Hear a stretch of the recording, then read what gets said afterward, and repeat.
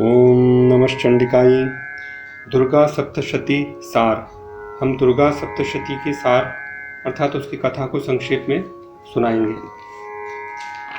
दुर्गा सप्तशती की कथा प्रारंभ होती है मार्कंडेय उवाच से। मार्कंडेय जी सूर्यपुत्र सावर्णी जो 8वें मनु हैं उनकी उत्पत्ति की कथा कहते हैं। दुर्गा सप्तशती में कुल 13 अध्याय हैं और ये 13 अध्याय 3 प्रकार के चरित्रों में विभक्त हैं। पहला जो अध्याय है वो उसको कहते हैं प्रथम चरित्र, दूसरा, तीसरा, चौथा अध्याय को कहते हैं मध्यम चरित्र और 5वें से लेकर के 13वें अध्याय जो अंतिम अध्याय है उसको कहते हैं उत्तर चरित्र। तो प्रथम चरित्र प्रारंभ होता है प्रथम अध्याय में। स्वारोचिष मनवंतर में सुरथ नाम के राजा थे। पहले उनका संपूर्ण भूमंडल पर अधिकार था, परंतु शत्रुओं से पराजित होकर वो छोटे से क्षेत्र के राजा होकर रह गए थे। प्रभुत्व नष्ट हो जाने से शिकार के बहाने वे घने जंगल में चले गए। वहां मेधा मुनि के आश्रम में रहने लगे। एक दिन आश्रम के निकट उन्होंने देखा एक वैश्य को और उससे पूछा कि तुम कौन हो और शोकग्रस्त क्यों दिखाई दे रहे हो। वैश्य ने अपनी कथा सुनाई कि मैं धनी कुल में उत्पन्न वैश्य हूँ और मेरा नाम समाधि है। मेरे दुष्ट स्त्री पुत्रों ने धन के लोभ से मुझे घर से बाहर निकाल दिया और इसलिए मैं वन में चला आया, परंतु अभी भी मुझे उन्हीं की चिंता हो रही है। राजा ने पूछा, जिन लोभी स्त्री पुत्रों ने तुम्हें निकाल दिया उनके प्रति स्नेह का बंधन क्यों? वैश्य बोला, मैं जानता हूं कि वे मुझसे प्रेम नहीं करते, परंतु फिर भी मेरा मन उनके प्रति निष्ठुरता धारण नहीं करता। मार्कंडेय जी कहते हैं, फिर वे दोनों सुरथ और समाधि मेधा मुनि की सेवा में उपस्थित हुए और पूछने लगे कि महाराज, मेरा राज्य मुझसे छिन गया, फिर भी मेरी ममता राज्य में बनी हुई है। इसी प्रकार घर से अपमानित होकर आए इस वैश्य का भी अपने दुष्ट जनों से स्नेह बंधन नहीं टूट रहा। यह मूढ़ता क्या है? तो महामुनि मेधा बोले, ये सब महामाया का प्रभाव है। सृष्टि की रचना करने वाली वे महादेवी ही बंधन और मुक्ति देने वाली हैं। सैषा प्रसन्ना वरदा नृणाम भवति मुक्तये संसार बंध हेतुश्च सैव सर्वेश्वरेश्वरी। राजा ने पूछा, वे महामाया कौन है, उनका आविर्भाव कैसे हुआ, उनका चरित्र और प्रभाव हमें बताइए। ऋषि बोले, वास्तव में वे देवी नित्य स्वरूपा हैं।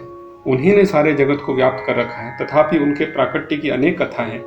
एक बार कल्पांत में जब भगवान विष्णु शेष शैया पर योग निद्रा में थे तो उनके कान से 2 भयंकर असुर उत्पन्न हुए, मधु और कैटभ। वे ब्रह्मा जी का वध करने के लिए उद्यत हो गए। तब ब्रह्मा जी ने विश्वेश्वरी जगत धात्री निद्रा देवी का स्तवन किया और उनसे निवेदन किया कि वे असुरों का वध करें। वध करने के लिए श्री विष्णु को जगा दें। श्री विष्णु जब उन्होंने उनका स्तवन किया तो भगवती निद्रा देवी ने श्री विष्णु को जगा दिया और श्री विष्णु के जागने पर दोनों असुर उनसे युद्ध करने लगे, परंतु असुर भी अपराजित थे, इसलिए वे हारे नहीं। तो 5000 वर्षों तक वो युद्ध चलता रहा। फिर महामाया के प्रभाव से असुरों ने श्री विष्णु से कहा कि हम तुम्हारी वीरता से अत्यंत प्रसन्न हैं, अतः कोई वर मांगो। श्री विष्णु ने कहा कि आप मेरे द्वारा मारे जाएं, यही वर मुझे अभिष्ट है। असुरों ने देखा कि सारी पृथ्वी तो जलमग्न है, अतः उन्होंने कहा कि जहाँ जल न हो वहाँ हमारा वध कर दो। चक्रधारी विष्णु ने अपनी जंघा पर उन असुरों का मस्तक रखकर चक्र से उसे काट दिया। इस प्रकार पहला अध्याय हुआ जिसमें मधु कैटभ का वध हुआ। फिर हम दूसरे अध्याय पे आते हैं। दूसरे अध्याय की कथा प्रारंभ होती है जब महिषासुर देवताओं को परास्त कर स्वर्ग पर अपना अधिकार कर लेता है तो सभी देवता ब्रह्मा जी को आगे करके वहां गए जहां भगवान शिव और विष्णु विराजमान थे। उनसे अपनी पीड़ा सुनाई और महिषासुर के वध का उपाय के बारे में पूछा।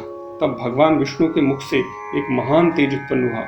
इस प्रकार सभी देवताओं के शरीर से भी तेज प्रकट हुआ और वो एकत्रित होकर के नारी का रूप उसने धारण कर लिया।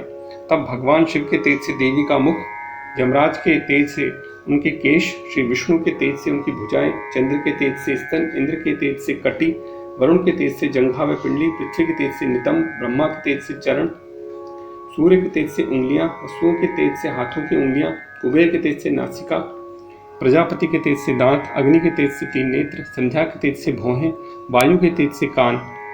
इस प्रकार देवी के सभी अंग देवताओं के तेज से उत्पन्न हुए। फिर सभी देवताओं ने अपने अस्त्र शस्त्र भी देवी को दिए। तब शिवजी के शूल से देवी को त्रिशूल, विष्णु के चक्र से चक्र, वरुण के शंख से शंख, अग्नि अग्नि द्वारा शक्ति, वायु द्वारा धनुष में बाण, इंद्र द्वारा वज्र, ऐरावत द्वारा घंटा, यमराज द्वारा दंड, वरुण द्वारा पाश, प्रजापति द्वारा अक्षमाला, ब्रह्मा द्वारा कमंडलू, सूर्य द्वारा समस्त रोम कूपों में अपना तेज, काल द्वारा ढाल और तलवार, क्षीर समुद्र द्वारा उज्ज्वल हार, वस्त्र, चूड़ामणि, कुंडल इत्यादि, विश्वकर्मा द्वारा फरसा, अस्त्र और अभेद्य कवच इत्यादि प्राप्त हुए, जलधि द्वारा सुंदर कमल पुष्प, हिमालय द्वारा सिंह व रत्न, कुबेर द्वारा मधुपात्र और शेषनाग द्वारा नागहार देवी को प्राप्त हुआ। इस प्रकार अस्त्र शस्त्र आदि से संपन्न हो वो देवी गर्जना करने लगी। उनकी गर्जना सुनकर दैत्य सेना वहां आ पहुंची और दैत्यों और देवी के मध्य में भीषण संग्राम हुआ और देवी द्वारा दैत्यों का संहार हो गया। तब समस्त देवता देवी पर पुष्प वर्षा करने लगे। तो ये था दूसरा अध्याय। ये तृतीय अध्याय प्रारंभ होता है जिसमें महिषासुर का वध होता है। तो तीसरे अध्याय में महिषासुर का वध होता है। फिर चतुर्थ अध्याय में इंद्रादि समस्त देवता देवी की स्तुति करते हैं। फिर प्रारंभ होता है उत्तर चरित्र, वो अर्थात पंचम अध्याय। तो पंचम अध्याय से उत्तर चरित्र प्रारंभ होता है। पूर्व काल में शुंभ व निशुंभ नामक असुरों ने इंद्र से उसका राज्य व यज्ञ भाग छीन लिया और सभी देवताओं सूर्य, चंद्र, कुबेर, यम, वरुण, वायु, अग्नि को अधिकार विहीन करके स्वर्ग से निकाल दिया। फिर उन तिरस्कृत देवताओं ने हिमालय पर जाकर अपराजिता देवी का स्तवन किया। नमो देव्यै महादेव्यै शिवायै सततम नमः। उनकी स्तुति के समय पार्वती देवी गंगा जल से स्नान करके वहां आई। तो उन पार्वती देवी ने देवताओं से पूछा कि आप किसकी स्तुति कर रहे हैं। तो तब पार्वती के शरीर से ही एक देवी प्रकट हुई और बोली कि ये देवता शुंभ निशुंभ से पराजित होकर के मेरी ही स्तुति कर रहे हैं। पार्वती के शरीर कोश से उत्पन्न होने के कारण वे देवी कौशिकी कहलाई। कौशिकी के प्रकट होने से पार्वती का शरीर काला हो गया और वे कालिका देवी के नाम से विख्यात हुई। तदनंतर शुंभ निशुंभ के भृत्य चंडमुंड वहां आए और उन्होंने मनोहर रूप वाली उन अंबिका देवी अर्थात कौशिकी को देखा।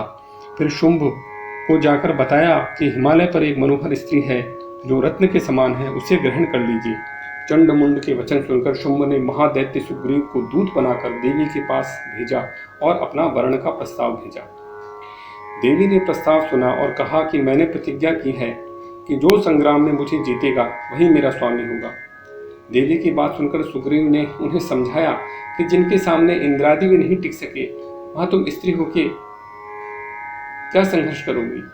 देवी बोली कि अब तो मैं प्रतिज्ञा कर चुकी हूं, अतः अब तो युद्ध के द्वारा ही निर्णय होगा। तो ये बात जाके शुंभ को कह दो। फिर षष्ठ अध्याय प्रारंभ होता है। धूम्रलोचन वध नामक षष्ठ अध्याय। देवी की बात सुनकर दैत्यराज कुपित हो उठा। दैत्य सेनापति धूम्रलोचन से बोला कि जाओ उस स्त्री को केश पकड़कर ले आओ और उसकी जो कोई सहायता कर रहा हो उसे भी मार डालो। शुंभ की आज्ञा से धूम्रलोचन 60,000 असुरों की सेना के साथ वहां पहुंचा और देवी को साथ चलने के लिए कहा। देवी ने कहा मुझे बलपूर्वक ले चलो। देवी की बात सुनकर दोनों में युद्ध होने लगा और सेना समेत धूम्रलोचन का देवी ने वध कर दिया। धूम्रलोचन का वध हुआ जान शुंभ ने चंडमुंड को बड़ी सेना के साथ देवी को मारने भेजा। ये था छठा अध्याय। सप्तम अध्याय प्रारंभ होता है। चंडमुंड ने हिमालय के ऊंचे शिखर पर सिंह पर बैठी मंद मंद मुस्कुराती हुई देवी को देखा। सभी दैत्यों ने चारों ओर से उन्हें घेर लिया। तब अंबिका अत्यंत क्रोधित हो गई और उनका मुख काला हो गया, भौहें टेढ़ी हो गई और वहां से विकराल मुखी काली प्रकट हुई। काली देवी ने समस्त असुर सेना को मारकर चंडमुंड के मस्तक चंडिका देवी को अर्पण करते हुए कहा कि मैंने इन दोनों महापशुओं को तुम्हें भेंट किया है। अब युद्ध यज्ञ में तुम स्वयं ही शुंभ व निशुंभ का वध करो। तब कल्याणमयी चंडी ने काली से कहा कि तुम चंडमुंड को मेरे पास लेके आई हो, अतः संसार में चामुंडा नाम से तुम्हारी ख्याति होगी। इसके बाद प्रारंभ होता है अष्टम अध्याय। अष्टम अध्याय का नाम है रक्त बीज वध। चंडमुंड वध की सूचना मिलने पर शुंभ ने संपूर्ण सेना को युद्ध करने भेज दिया। उस भयंकर असुर सेना को आती देख चंडिका ने धनुष टंकार की। काली ने अपने विकराल मुख को बढ़ा लिया। फिर असुरों के विनाश के लिए ब्रह्मा, शिव, कार्तिकेय, विष्णु, इंद्रादि की शक्तियां भी चंडिका देवी के पास आ गईं। जिस देवता का जैसा स्वरूप था वैसा ही उनकी शक्ति का स्वरूप था। महादेव ने चंडिका से कहा कि मेरी प्रसन्नता के लिए असुरों का संहार करो। तब देवी के शरीर से परम उग्र चंडिका शक्ति उत्पन्न हुई। उस अपराजिता देवी ने शिव को दूत बनाकर शुंभ निशुंभ के पास भेजा, यह कहने के लिए कि यदि जीवित रहना चाहते हो तो पाताल को लौट जाओ। शिव को दूत बनाकर भेजने के कारण वे देवी शिवदूती कहलाई। शिव के वचन सुनकर असुर और क्रोधित हो गए और कात्यायनी देवी पर अस्त्र शस्त्र वर्षा करने लगे। बाद में असुरों ने देवी पर अनेकानेक अस्त्र शस्त्रों का प्रहार किया। असुरों को देव शक्तियों ने नष्ट कर दिया। फिर रक्त भी युद्ध करने आया। जब उसके रक्त से कोई बूंद जमीन पर गिरती थी तो वैसे ही दूसरा असुर उत्पन्न हो जाता था। देव शक्तियों के आघात से असंख्य महासुर उत्पन्न हो गए। फिर चंडिका देवी ने काली से कहा कि तुम अपना मुख फैलाओ और मेरे शस्त्रपात से गिरे रक्त बिंदुओं से उत्पन्न महादैत्यों को खा जाओ। इस प्रकार काली ने समस्त दैत्यों को खा लिया और समस्त दैत्यों का संहार हो गया। ये था अष्टम अध्याय। इसके बाद नवम अध्याय आता है निशुंभ वध।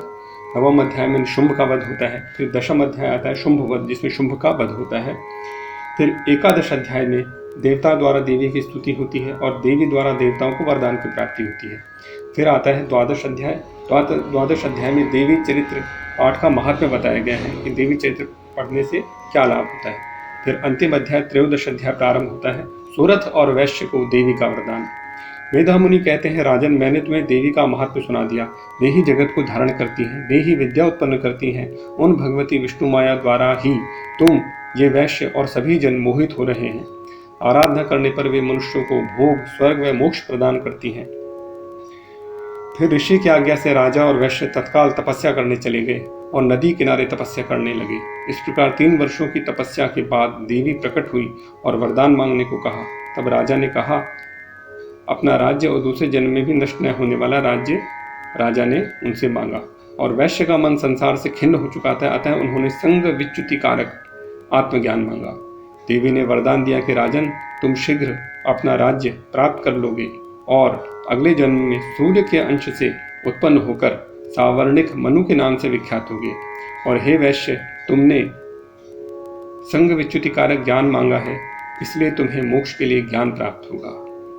तो इस प्रकार देवी ने उन्हें वरदान दिया। तो ये थी दुर्गा सप्तशती की कथा, जो मैंने संक्षेप में आपके सामने प्रस्तुत की है।